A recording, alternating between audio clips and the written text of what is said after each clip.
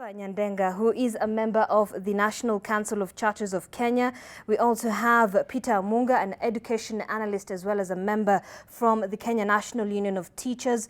We also have Beatrice Maina, a research officer from the Africa Population Research and Health Center. And we also have Dennis Githinji, a life coach and teenage mentor, also a youth pastor. And finally, Fadhili Msuri, the CEO of Kenya Muslim Youth Development of Kenya. Thank you so much for joining us this morning to have that comprehensive discussion on the cases of rising cases of teenage pregnancies in the country. But before we even get into that conversation, there was a story that was done by our Rose Wangui, who went to Kilifi and highlighted the cases of teenage pregnancies for a number of girls. Let's take a look at part of that comprehensive report.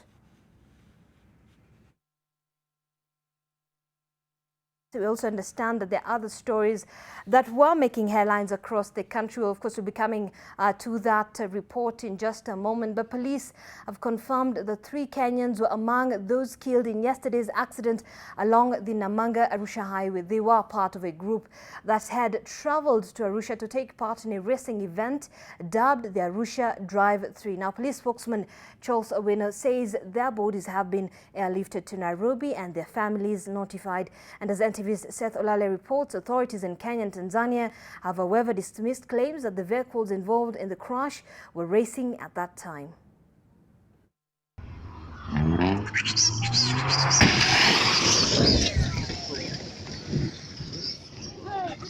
The blood-curdling accident, which left 3 Kenyans dead and scores critically injured, was captured by an eyewitness on mobile phone. The driver of this vehicle, as seen in this video, was trying to overtake moments before it smashed into another vehicle. The accident that occurred at the Oldono Sambu, 25 kilometers from Arusha town in Tanzania, took the lives of Onesmus Mashira Mwangi, Robin Alan Njiru, and Linet Mutio Kamau. Their bodies were airlifted to Nairobi from Arusha.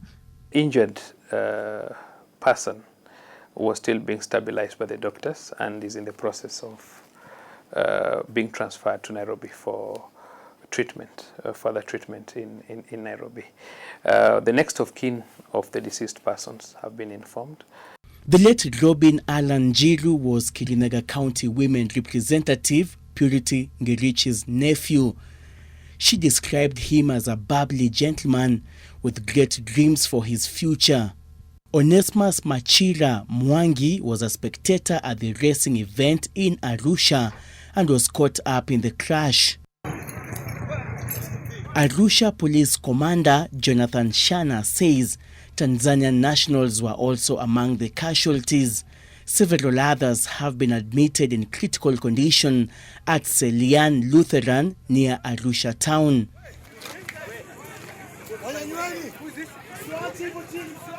Earlier reports had indicated that at least 8 people had died in the accident. The organizers of the event and Arusha Police Commander Jonathan Shana have dismissed reports that the vehicles involved in the accident were racing at the time. I don't want to comment on the activity that took place in Tanzania.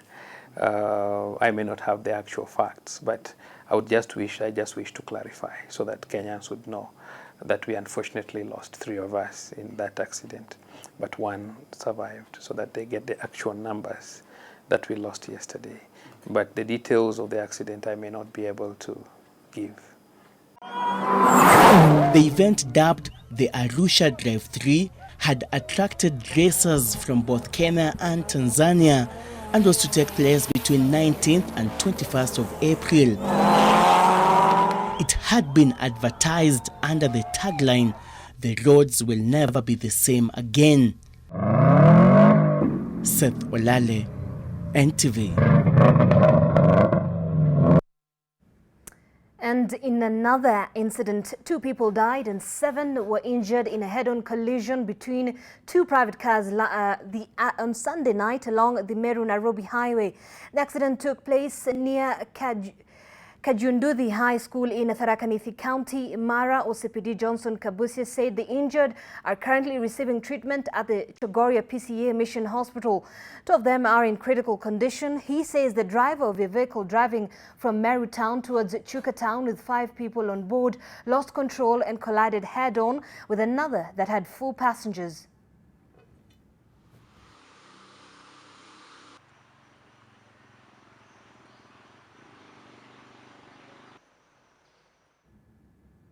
And 2 people have been arrested at the Athi River Shalom Hospital after preliminary investigations revealed that some attendants at the hospital did not have requisite accreditation. The 2, Edna Nyarangi, a nurse, and the hospital's administrator, were arrested after a video of a lady giving birth on the floor while the nurses were on a tea break went viral, prompting the country's medical boards into action. The hospital has 30 days to comply with recommendations made by the Kenya Medical Practitioners and Dentists Board or risk closure. Kwa nini mnaacha mama anaangusha mtoto chini wakati mnakunywa chai?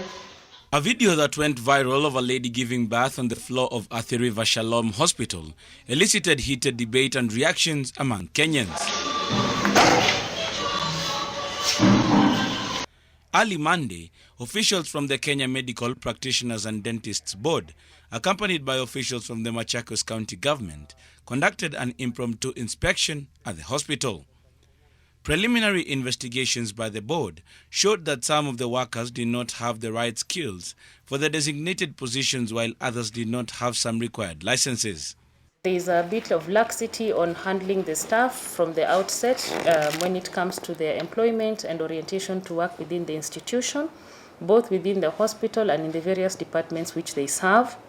And there's also inappropriate deployment of staff within key departments without appropriate mix of experience, and therefore there is then inadequate supervision for those who may not be well experienced to practice on their own. Edna Nyarangi, who was captured nonchalantly taking tea in the video, did not have a permit from the nurses board nor any other authorizing body. She was arrested. The hospital's administrator is also to answer to charges of employing unqualified or unlicensed medics.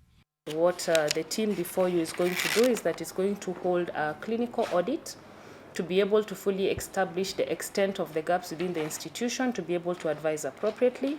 The hospital is strongly reprimanded for the incident that happened. In addition, the clinical audit will make recommendations for which the hospital will be given 30 days to comply, failure to which then the board will be forced to withdraw its license. We are also going to take measures asking the DCI to investigate not only the workers but also the owners of these institutions and the owners of Shalom Hospital, so that we see whether there is any charge you can bring upon them for criminal negligence, because at the end of the day the buck stops with the owners. The board said the lady shown in the video is doing well together with her newborn baby. On its part, the hospital's management regrets the incident and vows to assist officials in the ongoing investigations. In a statement to NTV, the hospital confirms today's events and wishes to notify the public that it will work closely with the board to comply with its recommendations. Kennedy Muredi, NTV. Away from that, police and the Nakuru Fire Brigade yesterday morning pulled out the decomposing body of an unidentified man out of the Menengai crater. The man is said to have slipped and fell into the crater while on a hike. Residents in the area were drawn to the tourist site by a foul smell. Authorities say his body was trapped in the branches of the trees in the crater. It took them 3 days to retrieve the body due to complicated terrain and the crater's steep slopes. The grim finding is only the latest, as many thrill seekers have slipped into the mysterious depths of the crater. Small notices and signs placed on specific areas caution tourists against going beyond certain points.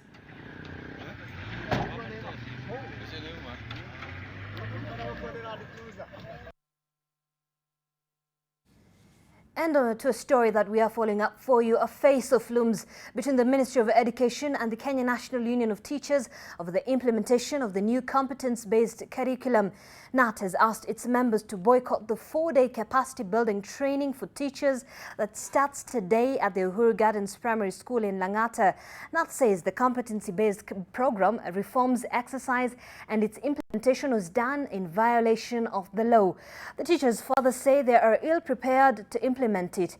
Education CS Professor George Magoa, however, says that the train has already left the station and there will be no turning back on the new curriculum. And we have our Sharon Baranga who will be able to bring us more details on the same in just a moment. But before that,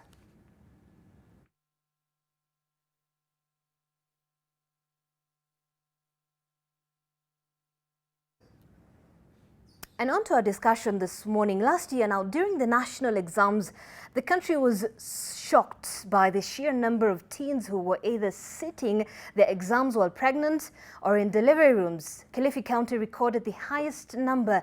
At least 13,000 teens in the county were pregnant between January and December 2018.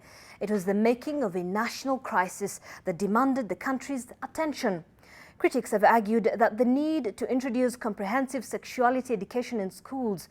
However, the church remains adamant that sex education must not be introduced in schools, arguing that providing such information will be giving the youth the license to engage in sexual activity. So which way in this debate? NTV's Rose Wangoi tackles this sensitive subject in our special report, Teens with Kids.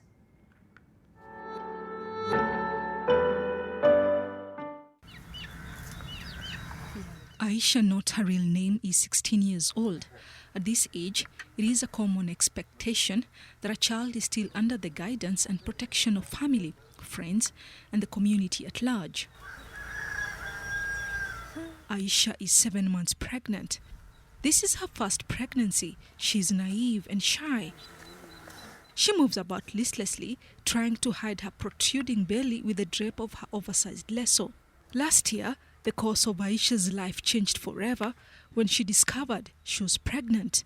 Kutokea mwezi wa 11 nimeona tofauti ya kama yuna mimba, ndio nikamuuliza, akasema mfulana ambaye kwamba alifanya hiyo kitendo. The father of her child is 19 years old. Yule mwenye ile mimba, ya vijana ambao ni bodaboda, hakufika form 4. Pengine anaweza kuwakuta njiani wametoka shule, akafanya kuwasaidia kuwapeleka nyumbani. Kwa hivyo katika vile kwenda usaidizi huo ndio ambayo kwamba imeendelea, hata ndio ikatokea hiyo kitu. Kaona heri niende kituo cha polisi nikapata usaidizi. Kule kotini mara ya kwanza ameenda akakataa. Baada ya mwezi mmoja akakubali. Mvulana akaja akashikwa akawekwa ndani. Mpaka sasa tunaendelea na kesi.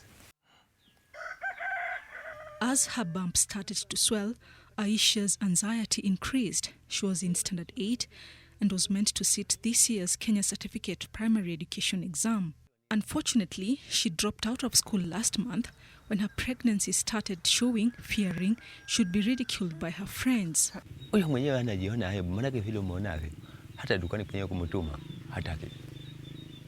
Ni ile aibu tu. Barabarani na watu wanapita hivi.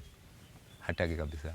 Yuko hapa nyumbani, alikuwa ni mwerevu, anafanya vizuri katika shule. Masomo yake yalikuwa mazuri.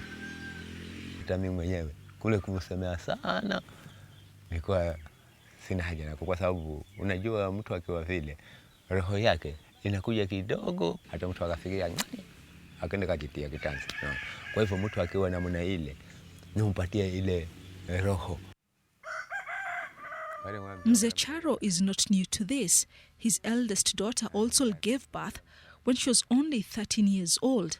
Yule mkubwa wake na hivi imekuwa vile vile. Akaangia mimba na mnaile, lakini huyo mwenyewe akaamua akaolewa. Aisha's case is just one of the thousands of teenage girls who fall victim to early pregnancy in the society, and Kilifi County is at the heart of this crisis. Her story bears strong resemblance to Purity. In January 2019, Purity, not her real name, reopened school, eager to tackle the new year in class, but unaware that she was pregnant. A month later, she missed her menses, and that's when she suspected it. Tulivyofungua shule mwezi wa kwanza, wasichana 3 walikuwa na mimba. Ndo head teacher wetu akasema, hapa basi msichana yote akitia mimba atenda za nyumbani. Sijijui na jihofu. Nilikuwa na urafiki na yeye, ndo nilipofika mwezi wa 10 ndo tukafanya mapenzi. Nikangojea mwezi wa 11 sikupata, wa 12 sikupata, wa kwanza sikupata, wa 3 pia sikupata head. Nikachukuliwa na mamangu nikaenda hospitali nikaenda pima. Ndo ikajulikana niko mjamzito. Her boyfriend in Form 3 is responsible for the pregnancy. Boyfriend wangu alikuwa akinipea pesa, yani matumizi. Ukimwambia sina nini pesa ya kama viatu yanipa, nienda kununua pesa ya kutumia yanipa. Kama uko na shida yoyote ukimwelezea kufanyia. Mimi nikadhania sasa mvulana wa watu ananipenda. Pia mimi acha nimpende, ndo akalala na mimi, ndo mimi sikujua kumbe nitapata mimi. She's had to deal with hurtful comments from her peers and neighbors. Nilivyojipata kwa niko na mbele ilikuwa skuli sana. Nikiwa shule wasichana waweza kuta wasichana 3 4 wameketi, ukipita hivi wanakusengenya, alafu ukiangalia hivi wanakucheka. Sasa huwa mimi nafikiria. Ndio mamangu akasema acha kufikiria, hata unaweza kujiua kwa sababu ya hayo. Kama ni hayo yamekuwa tayari. Neither physically or emotionally ready to give birth, Purity went to school until she was 7 months pregnant when she got tired and took a rest. Mamangu alisema, kama uko na mimba, mvulana ni wa wapi? Mvulana mwenyewe alikuwa yasoma. Ndo alikuwa anajua, alikuwa habari hana, ndo akaambia na mamake kwa ulifanya hivi msichana wa watu, uko na mimba. Akasema ni hivyo nilifanya. Sasa utamhudumia? Akasema nitamhudumia. Akizaa mtoto atabaki nyumbani, mama endelee na masomo. Purity says she feels bitter about the turn of events in her life. Nikizaa mtoto huyu sitarejelea tena, maana itakuwa ni funzo. Mwenzangu atakuwa akaendelea na masomo. Sasa mimi nikifanya hivi, si nitakuwa nabaki tu nyumbani. Ndo sitarejelea tena. Itakuwa ndo ni mwanzo tena, nitakuwa mwisho mpaka nimalize masomo yangu. Hardly 50 yards away from Purity's homestead is Joyce. 15-year-old Joyce, also a funny name, is new to all this. A heavily pregnant Joyce is due any time now. It was in November 2018 when Joyce, a class 5 pupil at a public primary school in Ganze, realized something was off. She had been feeling sick, gaining weight, and was unsure of the cause. Nilipata mimba, nilikuwa na stress kumwambia mzazi. Joyce was hoping to continue with her studies as she waits to give birth. Nilipofungua shule nikaenda shule, mwalimu akasema nirudi nyumbani. Nilikuwa na uchungu baada ya kufukuzwa shule. Maana nilikuwa nataka nisome. The father of her child is a boy in standard 5. Nilikuwa na uhusiano na mvulana ambaye tulikuwa tunasoma sote. Baada ya kujua huyo mvulana akatoroka, sasa yuko kwao. Joyce is devastated and lost. Her boyfriend carries on with his schooling uninterrupted. Ningejua singekuwa na uhusiano na huyo boyfriend. Nataka nisae nirudi shule, sitaki nipate mtoto mwingine. Carrying the pregnancy has been a difficult experience. Her body and mind are not prepared for the rigors of childbirth.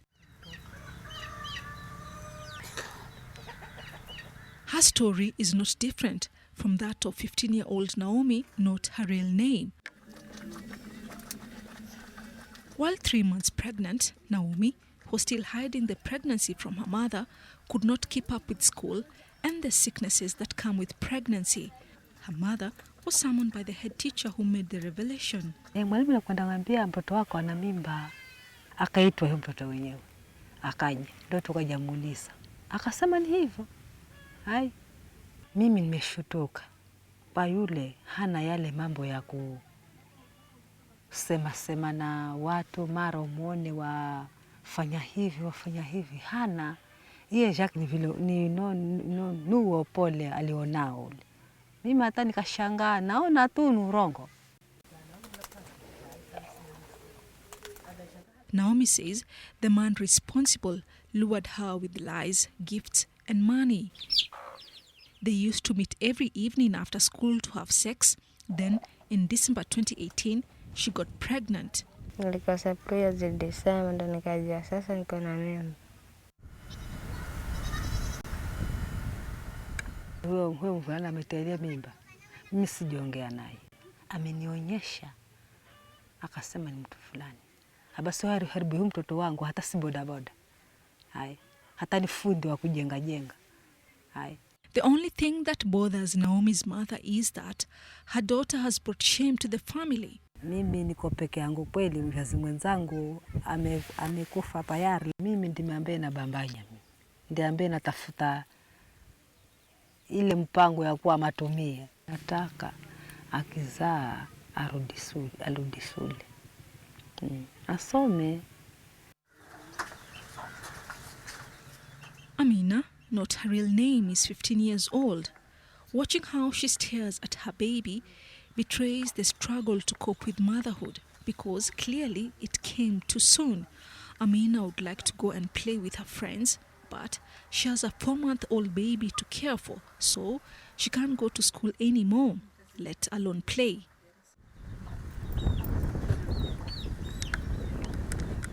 Msichana wangu wa kwanza mwaka jana alitungwa mimba na mwalimu wa msikiti ambao ni ustadhi. Sasa nilipomhoji akasema yule mwalimu ndio alikuwa akifanya mapenzi na yeye. Nikamuuliza alikulazimisha? Akasema hakunilazimisha, lakini yeye alikuwa ananiambia tu kila mara nikienda madrasa ananiambia maneno hayo mpaka mwisho. Sasa ikabidi nikubali. Msichana alikuwa anakuja hapa saa nyingine kuchelewa, lakini mimi sikuwa nafuatilia kwa sababu nilikuwa naona labda saa nyingine kule kuna kazi zingine za kusafisha pale kile kiwanja. Hata sikuwa natazamia kwamba anaweza fanya kitendo kama hicho. Nilikuwa namwamini sana. Nilikuwa na hasira kali sana. Ningempata, sijui serikali ingesemaje, kwa sababu huyo ndio mtoto wangu wa kwanza ambaye alikuwa mimi ndio yeye nimpatie ile nafasi ya kwanza ili hao wengine pia waonyeshe mfano mzuri. Lakini sasa kwa vile sikuweza kumpata, amekimbia, acha serikali ichukue mkondo wake.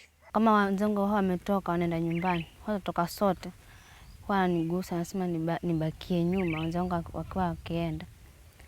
Wanabakia nyuma, alafu wananiambia kwamba njoo. Mimi walikuwa sijui kwamba walikuwa wananitia nini, wanaenda. Sasa nikifika hapo wananigusa. Akaanza kunigusa. Huyu mwalimu alikuwa anataka tufanye urafiki mimi na yeye, lakini sikujua kwamba mbeleni nitapata ujauzito. Mimi nilikuwa innocent. Wazazi wangu walipokuwa wakiniangalia ndo wakagundua kwamba niko na ujauzito, ndo nikaambiwa, lakini mimi mwenyewe nilikuwa sikujua kwamba niko na ujauzito. She sat for the 2018 Kenya Certificate of Primary Education examination while she was 8 months pregnant. Luckily, Amina's teachers were understanding and encouraged her to attend school until she sat for the national examinations. Na majibu yake yalitoka vizuri. Alipata alama 269. For now, Amina, whose dream is to become a teacher, is trapped in the unfamiliar grounds of motherhood. Nilikuwa funzo nikirudi shule, sitaki mambo mengi ya boyfriend. Nataka kuconcentrate na mambo ya masomo. Nimeamua tu kumpeleka shule ya upili, tamu ya pili, kwa sababu yule mtoto niliuliza madaktari, wakanipatia ushauri kwamba mtoto ni anyonye miezi 6 maziwa ya mama, ndio afya yake itakuwa nzuri.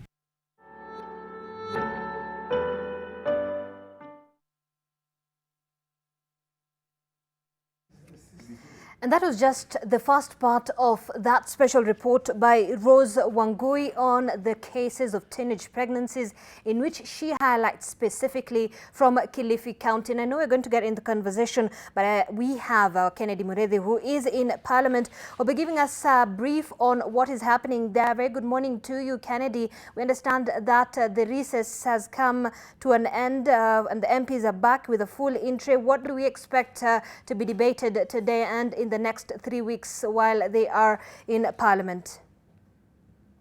Well, thank you very much, and a good morning to you, Zaiynab, there in studio. And it is an interesting day as Parliament resumes after a 1-month recess, as they have been trying to probably meet their constituents back in the constituencies there, over 290 constituencies. But here in Parliament, it's a full intro. You remember the last time they were here is when President Uhuru Kenyatta was giving a State of the Nation address. And immediately he did that, then parliamentarians went on a recess. And there are key issues that need to be discussed within that document that President Uhuru Kenyatta left here in Parliament. Remember that the Constitution gives him that time that every year he has to address Parliament and tell Kenyans and keep them abreast on what has been happening on matters security, on matters, everything that deserves to be known about what is happening in the country. And this year's speech, President Uhuru Kenyatta was put to task about how he did not speak about so many other things like combating corruption, also dealing with the drought situation in the country. And well, probably the rains that we are having as a country right now are an indicator that we are going to have, farmers are going to plant and harvest well. But also there is the other issue that has been there on the table for quite some time, and that is the gender representation. And gender representation has tried in the last parliament, in this parliament, parliamentarians have been trying to get a hold of this so that we make sure that there is no gender that is more than a third in the public office, and that matter has actually not succeeded for quite some time, and even people have gone to court seeking the dissolution of parliament, and there has been an extension every time with regards to this. But right now, one member of parliament, that is Jeremiah Kioni, is trying to go around it another way. You remember that every time that this matter came for voting on the floor of the House, what has been happening is that they've not been able to get the requisite numbers. The requisite numbers are 233. That is what you need to have something that is constitutional pass on the floor of this House. And every time they have fallen short of the numbers, they have gotten 179, 200, and all that. But right now, they're trying to circumvent it all because also the courts have given Parliament an ultimatum to do this. And I'm joined by the Rago Member of Parliament, that is Jeremiah Kioni, probably to tell us what is it that this time he's trying to look into, and when do we expect this matter to come on the floor of the House as we try to achieve this gender parity, because it is a constitutional matter and it has to be met by Parliament. Asante sana Mheshimiwa, and welcome. There is this proposal that you have of amending, of probably legislating Article 100 of the Constitution. It is something that has been there on ice for quite some time. And how do we plan to achieve this, the gender representation, so that Parliament is not declared unconstitutional, or we meet this all together? Thank you. One is that, as you have clearly put it, Parliament has tried since, I think, 2010 to try and get the two-third gender rule actualized within Parliament. And that has happened because we've been trying to operationalize Article 81, sub-Article B, which requires that not more than two-thirds will be present at any given time in any elective body. And you again have captured it well, because it's been elusive. It will continue being elusive, in our opinion, as members of the Constitutional Implementation and Oversight Committee, for the reason that what Parliament has been trying to do is to amend an article in the Constitution to implement the Constitution. If you read Article 81, it does not call upon Parliament to enact any law. It is a principle that must be observed by elective bodies, not just Parliament. So what we are trying to do is to look at how else can we then be able to fulfill the aspirations, the desires of Article 81, and especially sub-Article B. And this we see like an opportunity is presented through Article 100.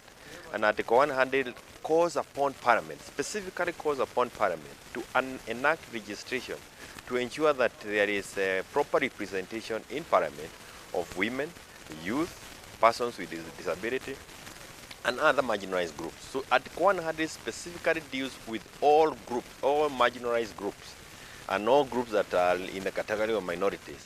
But if you look at Article 81, if you just want to address yourself to just the requirements of Article 81, you will have left out the other special interest groups. And that is why, as a committee, what we are doing now is coming up with an act or a bill that we hope that will be on the floor of the House maybe in the month of May, which provides for Constitution Commission, before elections are done, what should they do to ensure that we have the expected two-third presence or two-third fulfillment of the, let me put it differently, to ensure that we have at least a third of each gender in Parliament and in other elective bodies. So what we are calling upon is we have the National Commission on Gender and Equality, we have the Electoral IEBC, we have the Political Parties Act, we have the Human Rights Commission. All these commissions are required by law and will again require them through Article 100 by actualizing Article 100 to ensure that the electoral process makes it possible to have proper representation in Parliament of women, persons with disability, youth, and even the marginalized groups. And that is where the whole thing lies. Let me say this. There is no one article that is superior to the other in the Constitution. And there is no specific requirement that we must have to, we must amend Article 81 for us to be able to implement Article 81. We must not amend the Constitution to implement the Constitution. But we need to do laws to ensure that the Constitution is implemented. So, and this is something that we have canvassed, we have had discussions even with the leadership of Parliament and with other members of Parliament, because we don't see that amendment to the Constitution passing. It's unlikely to pass the way it is.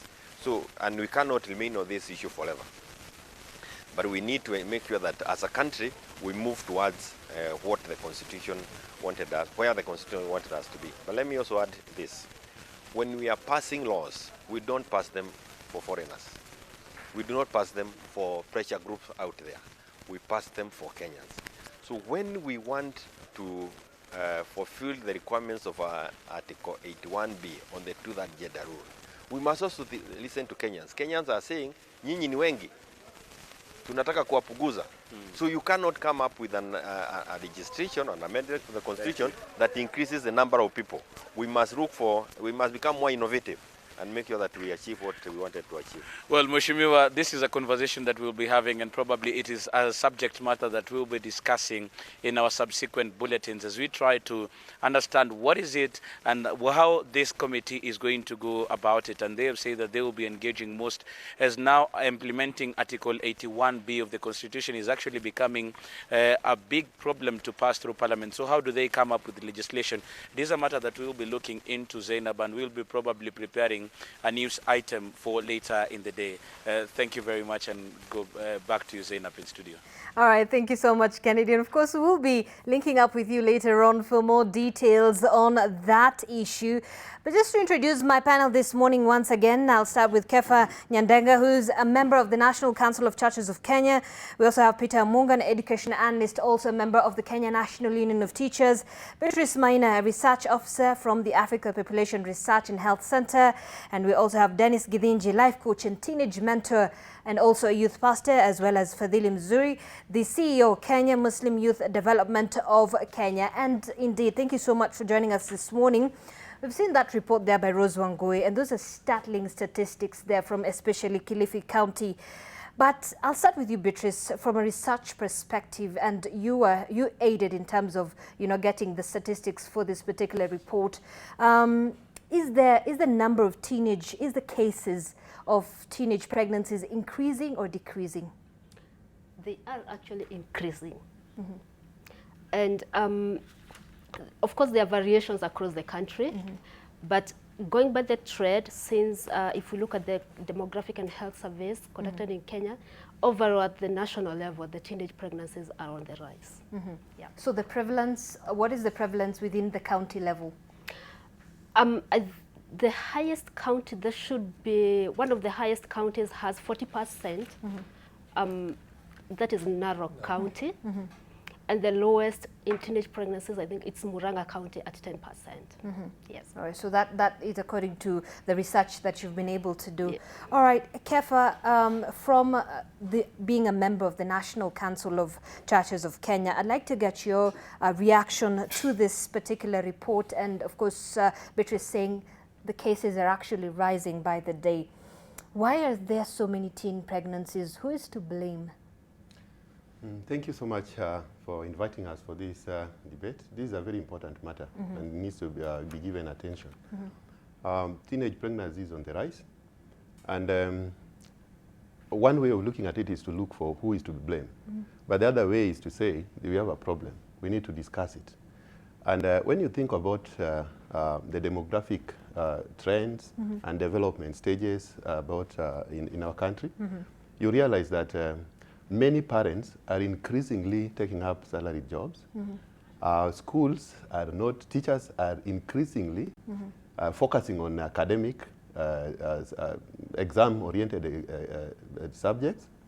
And the church, us in the church, we haven't really done as much as we ought to do. So everyone, literally, is to blame. And the young people are also not willing to listen, because some of the information they are being taught about really include these matters. Whether one does science in primary school, they will be told about adolescent stage. It's a topic in science, and they are taught how pregnancy occurs.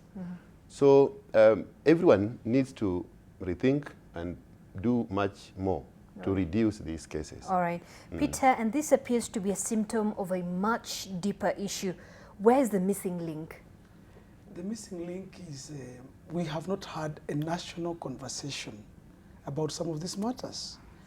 We are like ambulance chasers. We as a country and as a nation, we like to react to issues when they occur.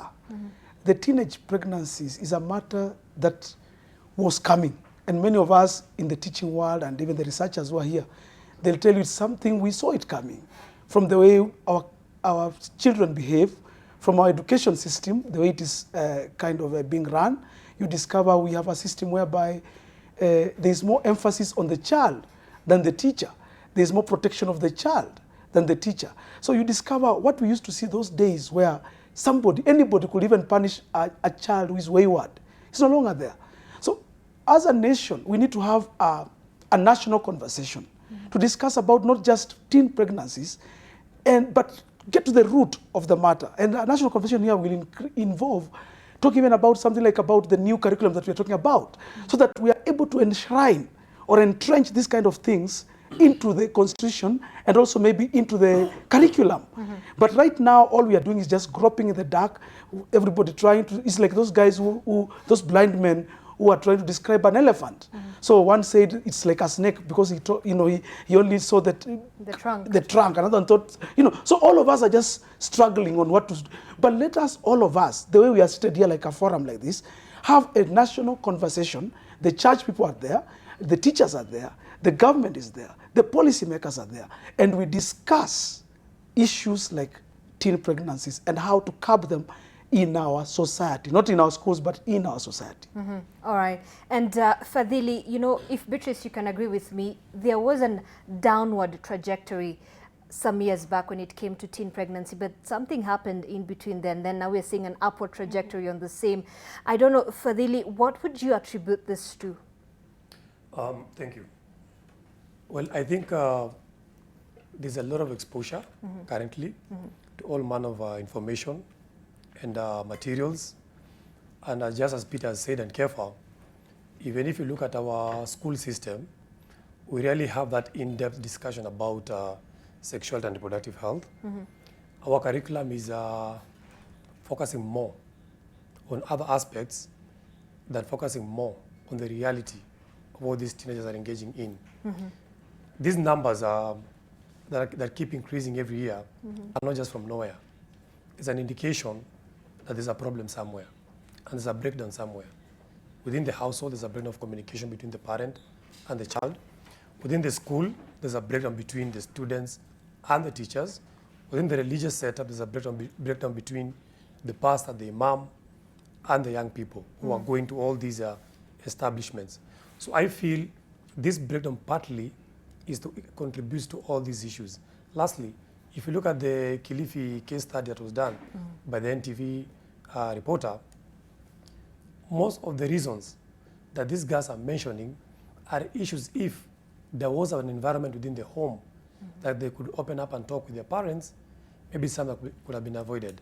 All right. Yeah. And we'll come back to that, which include free spaces and open spaces and mentorship as well. And talking of mentorship, of course, Dennis, you run a mentorship camp and you deal with teenagers over a long period of time. You speak to them. Yes. What would you say is the root cause of this problem? Thank you very much. I think seated here, I would be representing teenagers. Right, a category of people that we hardly even understand. And the challenge with our society today is trying to solve what we don't understand. Today we are seated here possibly reacting to something we are supposed to respond to. And the sad thing is now we are trying to repair a generation that we are supposed to maintain. But it's not late. I would approach it from a different angle. When we talk of a teenager, it's also important to understand who we are dealing with and exactly where they are at. This stage is a crossroad to themselves. And at this point, this teenager is really struggling with an identity crisis. They're trying to fit in. And an existential question right here is, who am I and what can I be? Now, when you listen to these children, they will tell you, my parents don't understand me. Okay, they will say, my parents are not there, because this is the assumption. Our parents have not understood what parenting is about. Okay, parenting is not just a financial issue. Okay, it's both emotional, it's extremely intellectual, it's a physical issue, and parents need to address all these things together. So when a parent thinks that all their teenagers require is education and clothing, then it sounds as if we are doing them a favor. And most of our parents make the children feel like it's a favor I'm educating you. No, it's an honor and it's a responsibility. I would say from introductory parties, let's understand what we are dealing with and who we are dealing with. From that point, then we can solve whatever the challenge is.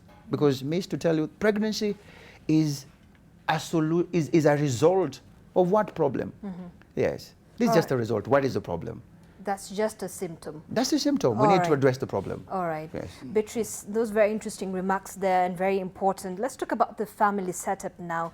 Do you think parents have abdicated their responsibility when it comes to teaching their children the right behavior? To some extent, yes. And I'm saying this because I think we need to start from a point where we are seeing sexual development as a normative process. These are young people who are growing up socially, you know, they're in a place where their bodies are developing everywhere. And they start experimenting with their sexuality. It's at this point where they need to be guided. Your body and we lack that. Do we lack that? Do we lack that guidance? We do lack that guidance, yes. And as parents, we've the way we communicate issues to do with sex or sexuality issues, we talk about threats. We are threatening them on, if you do this, you'll be beaten, you'll be chased away from home and all that. That's the kind of communication that we do have with young people. So I'd say if we look at it on the other side as a developmental issue and guide them through, this is what happens when you get to this age. This is how you're supposed to behave. That interaction between parents and young people is not there. Is not there. Yes. And Kefa, do you also agree that apart from the parents, the church and the Muslim fraternity, have sort of like fallen back when it comes to, they were called the moral police or, guiders. Do you think they have fallen back when it comes to being part of the young people's lives? I think the entire members, the core, or what we call influencers of the youth, of the children, caregivers and influencers, have fallen back, including the church. Right. The church is doing the much they can, but only to those who come. The church is trying their best. We are trying our best, but we are not able to meet every young person. And we are also need to go back and just ask, what more is pending for us to do so that we address the problem. Yeah, when it comes to teenage pregnancy, you will realize that what is required is what is called whole school approach. Whole school approach says this is not a responsibility to be left to teachers only. We have PA, Parents Association. Parents need to be empowered to know how, even if you want to help, how do you help? Because some parents, in the process of trying to help their children, that wasn't the situation. So they need to be guided, they need to be supported.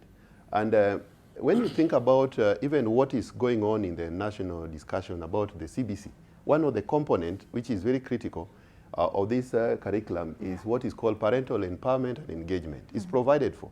And so curriculum materials are being developed alongside to be able to guide the parents on what do you tell your child when they are growing up. And teachers also need to continually do what needs to be done.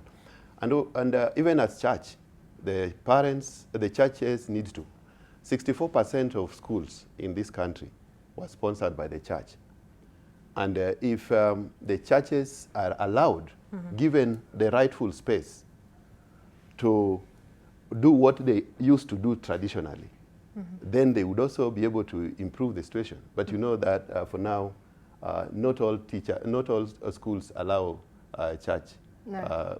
Even the church-sponsored schools, sometimes we have had a challenge with that. Okay. We hope that that will be addressed with in the Education Act 2013. All right. Yeah. And before I get to you, Peter, on the teacher's perspective on it, let's, Fadhili, let's talk about the religious perspective as well on the same. And do we really have safe spaces for these young people to speak on these issues? Are they getting the right guidance away from home, away from, the schools, when it comes to, the leaders in the religious sphere? Do they have the right guidance? Well, I think, first of all, religion is supposed to cover the entire aspect of a human being life. From a Muslim perspective, we know we have the madrasa system of education that these young people go for their religious studies away from the normal schooling system. Issues to do with the larger reproductive health, sexuality and all that is covered, but I think to a very small extent. So there's need for the environment within these religious schooling to be expanded, to be friendly to these young people. All right. And also the madrasa teachers or even the imams, they also need to have the right information and skills to engage with these teenagers away from the religious angle, but also on all these social aspects. Because we are feeding them the right information on religion, but we're missing out on the social aspect of it. And that is why you're finding we have an increasing number of these school-going kids getting pregnant. Then we're asking ourselves, where is the missing link? And the missing link is there is no information, they do not get the skills, the right attitudes, or even the value system that will enable them to make, informed and healthy choices in their sexual lives. All right. Okay. And Peter, an interesting thing is the fact that teachers have also been blamed being part of those who cause teenage pregnancies. The other day, more than 1,000 teachers were struck off the register in the last 8 years over immoral behavior towards students, and these students were in the teenage bracket. Should we blame the teachers as well when it comes to this? Yes, we saw that report, and it's unfortunate. First of all, it's not the teacher. If somebody behaves like that and is caught in such an act, let's not talk about the profession. That person is we call them a pedophile, He's not a normal person. But remember, this person has been identified professionally as a teacher, as a custodian of this young child. The school setup. Exactly. Yes, we have something at the Kenya National Union of Teachers called school gender-based related violence, whereby we address that kind of situation. And as you saw from Rose Wangoi's report in Kilifi, those children are ignorant. There's so much ignorance. when the child speaks, you discover this child needed just somebody to guide her or guide him. So what we need is not just that to blame the teachers. The teachers, yes, we cannot miss a bad apple or a bad person in a profession. Pastor Kefa here will tell you there are several. Sheikh Fadil or my friend Fadil will tell you there are several people in fact the girl named, I think in that report there was something about a Muslim madrasa leader. So these things are happening in our society. It's not teachers. We are talking about the borders. We are talking about church. Even in our own houses, we have relatives who are committed this kind of acts with our underage children. The thing is this. We need to empower our teachers because teachers are actually, as you put it, the role models. They're the where everything starts. If our teachers are empowered properly, if our teachers are well trained, and that's why we are boycotting some training going on called CBC, because it does not cover all these things that we're talking about. It's a wishy-washy kind of thing that is just being forced on people, maybe for some reason. But the issue, as I've said it, this needs a national conversation. All right. Can we, as a country, sit down and discuss and agree this is wrong? Having children, pregnanting children like this is wrong. So that all of us come up with something and we come up with a syllabus which we can teach in churches, in schools, in our homes. All right, all right. And Dennis, in terms of role models, do we lack role models? Mr. Kefa, Mr. Peter, and Mr. Fadili are trying to tell us they need to sit down and come up. But the challenge is, have we even asked ourselves, what do these kids want? You see, we are trying to help somebody without their involvement. Beatrice, let me just get this. Yes. Beatrice, did you, as when you were doing the research, sit down with some of these teenage kids and listen to what the problem is they're facing? Yes. Most of our research, we've sat down with the kids and we've talked to them. They've talked to us actually about the needs they have. And if you talk to a young person who Beatrice, sorry, just hold on. Just hold on. I understand that we have Education Cabinet Secretary Professor George Magoha speaking right now. Let's listen into that. Which are prepared meticulously. Let me reassure the nation of Kenya that I am absolutely normal and awake at this time when I'm saying this. That the CBC train has already left the station. It left the station in January, and in my life, I never have a reverse gear. So we are going to move with it. Are we together? That message should be taken very, very clearly, because since my glass is never half empty, my glass is always half full. If you have ideas to give us that are rational and reasonable, we shall take them and incorporate them. But for people with glasses that are half empty, if you have made half of the journey and you are going back to the beginning, you will have spent the same time and actually gotten nothing. So you would have actually been better going forward to find what you are going to get where you are going. My dear ladies and gentlemen, it gives me great pleasure indeed this morning to be here to launch training of our dear teachers with regards to the competency-based curriculum.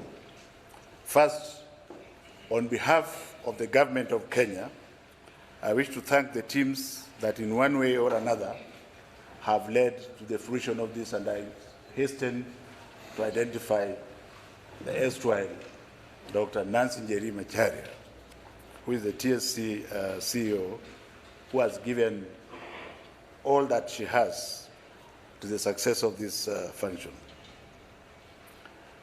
I want to also emphasize the fact that this program was launched in January for the pre-primary 1 and 2, primary 1, 2, and 3. And you see, I'm a surgeon, and there are advantages of being a surgeon.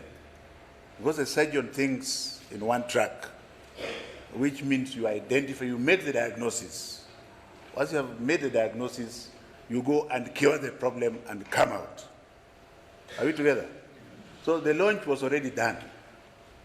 What we are doing now with regard to training the teachers is to ensure that the process continues smoothly. So we are not going to waste time talking about issues that are not important to the core strategy and tactics which will lead us to the operationalization of this program. I also wish to again thank Dr. Nancy Macharia for availing 91,000 odd teachers.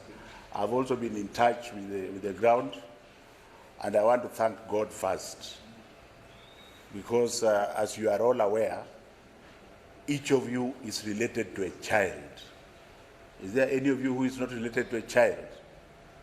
If you are related to a child, you will always want the very best for your child. So you are not coming here because you just want to serve the government. You are coming here because you want to serve your own